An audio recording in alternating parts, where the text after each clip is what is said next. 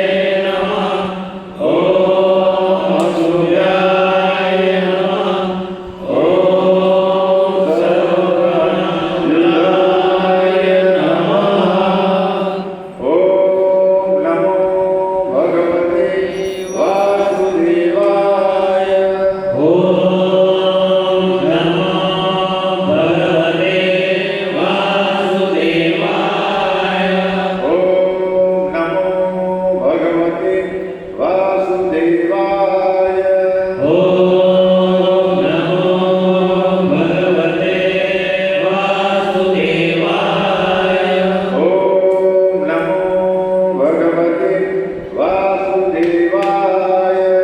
ઓમ નમો ભગવતે વાસુદેવાય. ઓમ નમો ભગવતે વાસુદેવાય.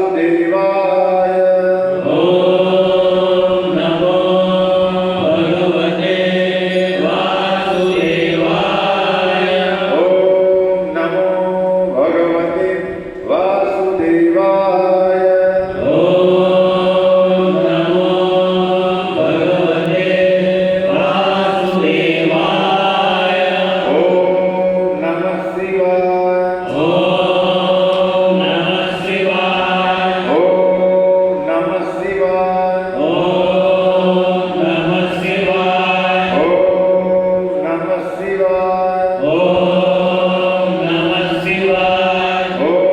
નમઃ શિવાય. ઓમ નમઃ શિવાય. ઓમ નમઃ શિવાય. ઓમ નમઃ શિવાય. બોલો હરિ હર ભગવાન. ભગવાન કી જય. બોલો લક્ષ્મી નારાયણ ભગવાન. ભગવાન કી જય. બોલો વિષ્ણુ નારાયણ ભગવાન. ભગવાન કી જય. શ્રી રામચંદ્ર ભગવાન કી જય. પવન સુત હનુમાન. ભગવાન કી જય. સદગુરુ સાઈનાથ મહારાજ કી જય. બોલો ગજાનન મહારાજ કી જય. બોલો શ્રી જલારામ. બાબાની જય. બોલો બજરંગદાસ. બાબાની જય. બોલો શ્રી આદ્ય શક્તિ અંબે. માત કી જય. બોલો ભવાની. માત કી જય. બોલો નમઃ પાર્વતી પતે હર હર મહાદેવ. ઇતિ શ્રી વિષ્ણુ દિવ્ય સહસ્રનામાવલિ સંપૂર્ણ. તો આપણે બધા જ ભક્તો એ પાઠને શ્રી હરિના ચરણમાં આપ ભાવે અને સદગુરુના ચરણમાં અર્પણ કરીએ.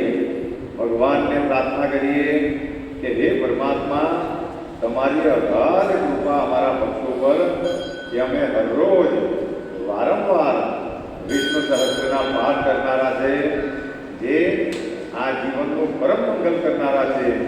તો હે દયાળુ પ્રભુ, હે પરમાત્મા, તમે અમને બધી જ પીડામાંથી, એ ચાહે શારીરિક હોય, માનસિક હોય, આર્થિક હોય કે સામાજિક હોય, આ પાપનો પ્રભાવ એટલો બધો છે કે એમાં બધી જ અવસ્થાઓ, તમારી બધી જ પીડાઓ ભગવાન દૂર કરી દે. કારણ કે ભગવાનનું નામ એટલું પવિત્ર છે. જો એને શ્રદ્ધાથી કરવામાં આવે તો. નહીં તો આજે ગુરુ પૂર્ણિમા એક વિશેષ દિવસ, જે ગુરુજીઓએ આપણને જ્ઞાન આપેલું, આ જીવન જીવવા માટે આપણને લાયક કરેલા, બધા ધ્યાનથી સાંભળજો. એક તો પહેલા પરમાત્માની બહુ મોટી કૃપા કે આપણને પૃથ્વી પર મોકલ્યા અને સારો દેહ આપ્યો અને વિશેષમાં કૃપા કરીને આપણને આવો સદગુરુ ભગવાને મેળવી આવ્યો. અને વિશેષમાં આપણને આપણા માય બાપો મળ્યા, અહીંયા આવીને મળ્યા, પણ એમના થકી આપણને જીવન મળ્યું. એટલે દુનિયાની અંદર કદાચ માણસો એમ વિચાર કરે કે મા બાપ શું છે, સદગુરુ શું છે. અરે આપણે બધા બહુ સદભાગી છે કે આપણને આવા સદગુરુ મળ્યા. અને પહેલા તો એ માયનો ઉપકાર માનો કે જેણે આપણને 9 મહિના સુધી ગર્ભની અંદર રાખ્યા અને પાલન પોષણ કરીને કેટલીઓ પરેજી પાડીને આપણું જીવન સારું રહે એના માટે અનેકો વસ્તુઓનો ત્યાગ કર્યો અને આપણને જન્મ આપ્યો એટલે આ દુનિયાની અંદર પહેલામાં પહેલું ગુરુ પોતાની માય છે. કારણ કે એણે જ આપણને આંગળી ચીરીને ચાલતા શીખવેલા અને દરેક જાતનું જ્ઞાન એક માય એના દીકરાને આપે. એ ચાહે માનવમાં હોય, પશુમાં હોય કે પક્ષીમાં હોય, પણ માય એટલે માય. સંતાનો ખાતર માય જીભ પણ આપી દે. જો આપણે ચકલાને પણ જોયું છે. અરે એકવાર તો અમારા જયંતિભાઈએ બહુ સરસ વિડીયો મોકલાવેલો કે કૂતરાનું નાનું બચ્ચું મૃત્યુ પામેલું અને એની માય એટલી વિલાપ કરે, કેટલી વિલાપ કરે. જ્યારે કોઈનું બાળક મૃત્યુ પામે, એ ચાહે પશુનું હોય, પક્ષીનું હોય કે માનવનું હોય, પણ એક માયની વેદના એને ખબર પડે. આ વેદના જ્યારે સંતાન છોડીને જાય. તો આજનો પવિત્ર દિવસ એટલે આપણી પ્રથમ ગુરુ માં છે.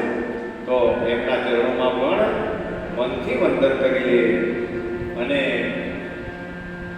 જેમણે આપણને શાળાની અંદર જ્ઞાન આપેલું, એકડા શીખવેલા, તો જ આજે આપણે આ જગતનો વ્યવહાર કરી શકતા છે. આપણા વડીલોએ આપણને બધા સાથે કેવી રીતે રહેવાનું, કેવો વ્યવહાર કરવાનો, એ વડીલોએ શીખવ્યું. એટલે એ વડીલોને પણ રોજને રોજ પ્રણામ કરી લેવાના. કારણ કે એ પણ ગુરુમાં જ આવે. જેમ દત્ત ભગવાનના 24 ગુરુ હતા કે બધા જ પરથી એ લોકો કઈ શીખ્યા. એટલે હમણાં આપણે આટલા બધા બેસેલા છે, પણ આમાંથી અમારો આ એક છોકરો છે જયદીપ, પણ એના પરથી પણ અમને કંઈ તો શીખવાનું મળ્યું. એટલે એ પણ સામાન્ય નથી. આ દુનિયાની અંદર બધા જીવોની અંદર પરમાત્મા વિરાજમાન છે.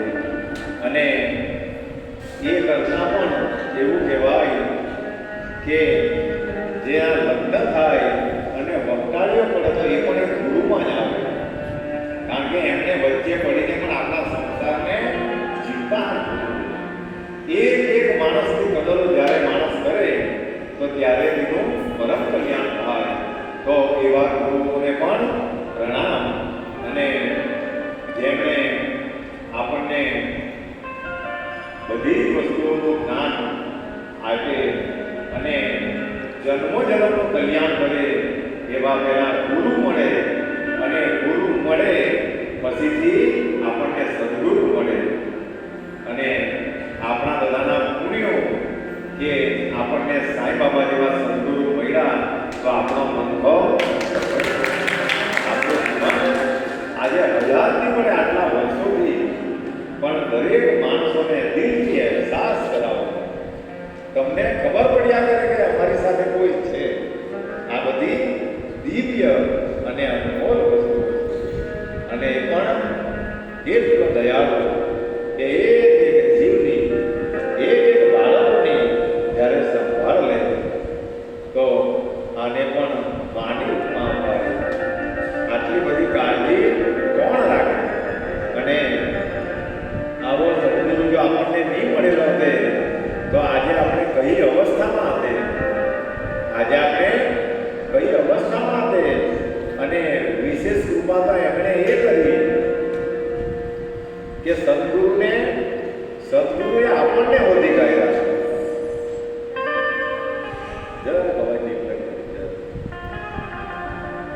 સદગુરુએ આપણને શોધી કાઢ્યા. એ બહુ આપણા પર ભગવાનની કૃપા છે. અને વિશેષ કૃપા તો એ છે કે વારંવાર કહેવાનું એટલા માટે મન થાય કે ધામ તો આપણું જ બધાનું છે. ધામ આપણું જ છે બધાનું. કારણ કે અહીંયા બધા નાના સંતાન. તો આ ધામની અંદર આવે એટલે શાંતિ. ધામ બધાનું આપણું છે, પણ આપણને અહીંયા સારું લાગ્યા કરે, આપણને આનંદ મળ્યા કરે. આને છોડીને કોઈ પણ જગ્યાએ જવાનું મન નહીં થાય. માટે એકવાર જેની સાથે લગ્ન લાગી જાય, જો આ દુનિયાની અંદર